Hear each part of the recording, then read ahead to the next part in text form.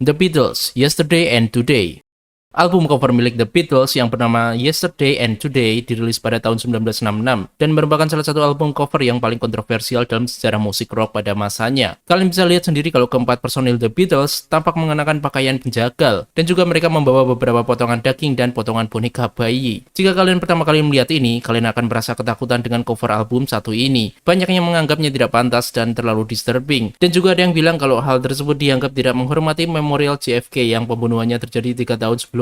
Karena album ini dipasarkan di Amerika pada waktu itu. Album cover ini dibuat oleh fotografer bernama Robert Whittaker, dan cover album tersebut merupakan ide dari John Lennon. Tujuannya dimaksudkan untuk protes terhadap cara Capitol Records mengubah album The Beatles untuk pasar Amerika. Capitol Records sendiri adalah label rekaman yang memasarkan lagu-lagu The Beatles untuk pasar Amerika. The Beatles tidak suka cara Capitol Records mengubah album mereka, dengan lagu-lagunya diaransemen ulang dan bahkan ada yang beberapa diedit dan dihilangkan, sehingga lagu-lagu The Beatles jadi tidak original lagi. Capitol Records akhirnya menarik kembali dan mengganti album covernya dengan yang baru. Dan untuk bisa melakukan operasi itu, Capitol Records mengeluarkan ongkos sebesar 4 miliar rupiah pada waktu itu. Pusati, Daytona.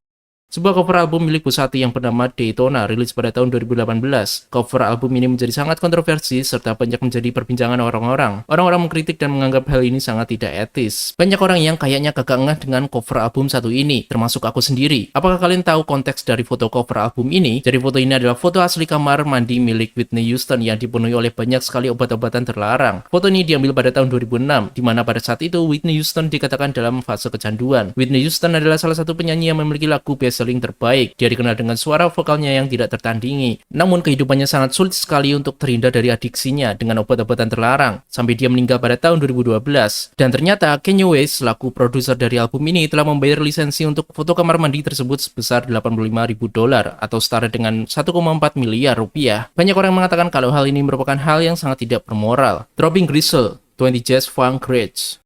Dropping Gristle adalah sebuah band musik industrial asal Inggris, dan album mereka rilis pada tahun 1979. Bisa dibilang Dropping Gristle adalah salah satu grup musik eksperimental yang cukup terkenal di Inggris. Sekilas jika kalian lihat cover albumnya, nampak seperti biasa-biasa aja. Terdapat 4 personil band yang berdiri, sambil di backgroundnya ada sebuah pemandangan. Namun pemandangan tersebut bukanlah pemandangan biasa. Mereka berempat sedang berfoto di lokasi yang bernama Beachy Head, Inggris. Tempat ini adalah lokasi langganan bagi orang-orang yang melakukan swing, dengan cara melompat dari tebing setinggi 162 meter itu. Menurut laporan, ada sebanyak 124 korban SWI dari tahun 1965 hingga 1979, dan sampai sekarang estimasi per tahunnya sekitar ada 20 hingga 30 korban. Ini bukan main. Jadi cover album ini memiliki sebuah easter egg yang menyeramkan. Kanye West, My Beautiful Dark Twisted Fantasy. Kanye West adalah satu figur yang sangat terkenal di industri hip-hop Amerika, dan kalian pasti banyak yang tahu tentang dia. Jadi pada tahun 2010, Kanye West merilis sebuah album bernama My Beautiful Dark Twisted Fantasy. Di cover albumnya nampak terlihat biasa-biasa aja, tidak ada hal yang aneh sama sekali. Tapi tahukah kalian, kalau ini adalah cover album yang direvisi? Cover album yang asli adalah seperti ini. Ini adalah sebuah artwork yang kayaknya tidak layak untuk diperlihatkan banyak orang. Gambar menunjukkan sosok figur malaikat wanita yang nggak pakai baju sama sekali, duduk di atas karakter Kanye West, dan malaikat tersebut tidak memiliki kedua tangan. Ini adalah hal yang sangat menyeramkan. Artwork tersebut adalah karya dari George Kondo. Kayaknya sengaja merequest gambar seperti itu agar bisa di-ban di berbagai retailer. Dan lihatlah muka dari karakternya. Gimana kagak takut, men? Dan setelah itu, cover album tersebut diganti dengan cover yang satu ini. Ini lebih mendingan sih. Death Grips, No Love Deep Web.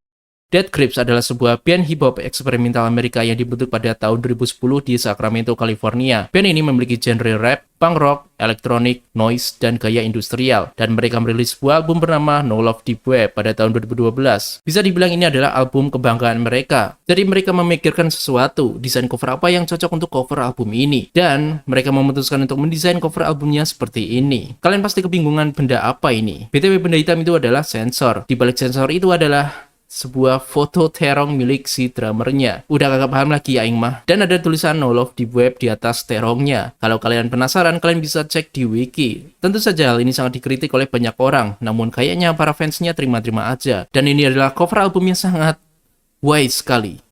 The Alchemist, Haram.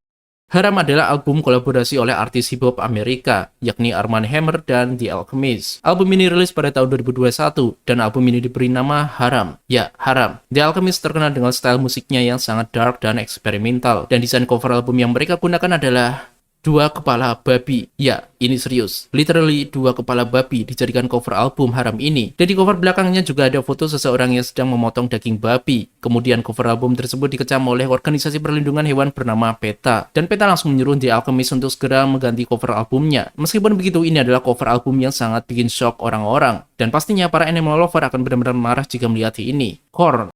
Anak era 2000-an pasti kagak asing dengan band nu metal satu ini. Korn dibentuk pada tahun 1993 di Bakersfield, California. Band ini sangat terkenal karena mempelopori genre nu metal ke dalam industri. Genre nu metal adalah subgenre metal alternatif yang menggabungkan heavy metal dengan unsur-unsur lain seperti hip hop, rock alternatif, funk, industrial, dan grunge. Salah satu album terkenal dari Korn adalah Korn, yang dirilis pada tahun 1994 sebagai debut album pertamanya, dan desain dari cover albumnya cukup disturbing untuk dilihat. Tidak ada unsur gore, unsur mengerikan, atau unsur menjijikan lainnya. Namun foto cover album ini sangat menimbulkan kontroversi. Terlihat ada seorang anak kecil yang bermain di ayunan, dan ada bayangan seseorang yang terlihat jelas. Aku tidak akan menyebutnya, tapi desain cover album ini memiliki unsur yang mengarah ke sana. Ternyata si vokalis Jonathan Davis pernah mengalami hal yang tidak mengenakan waktu masih kecil. Maka dari itu, Korn mendesain cover albumnya seperti itu. Dan hal ini juga direpresentasikan ke salah satu lagunya yang berjudul Daddy.